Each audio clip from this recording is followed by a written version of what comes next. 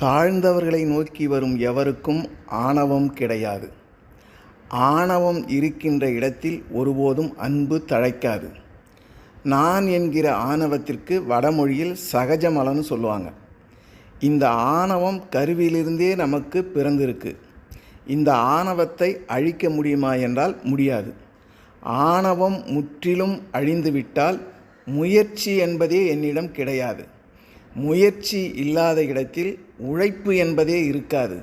உழைப்பு இல்லாத இடத்தில் வளர்ச்சி என்பதே இருக்காது.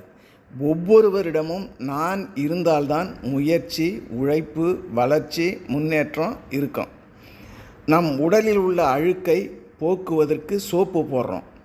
பிறகு அந்த சோப்பு நம் உடலிலிருந்து போக்குவதற்கு சோப்பின் மீது தண்ணீர் ஊற்றி கழுவுறோம். அதுபோல் நம் சுய முன்னேற்றம் அடையும் வரை நான் தேவை. முன்னேற்றம் அடைந்த பிறகு நான் என்கிற ஆணவ மலத்தை கழித்துவிட்டு வெளியே வந்தால்தான் நம்மிடம் அன்பு, கருணை, இரக்கம், அருள் மலரும். நான் என்கிற ஆணவ மலம் நம்மிடம் நீங்காவிட்டால் இறக்கும் வரை தனி மனிதனாகத்தான் இறக்க வேண்டி வரும். சமூகத்தோடு நியாயம் கொள்ளவே முடியாது.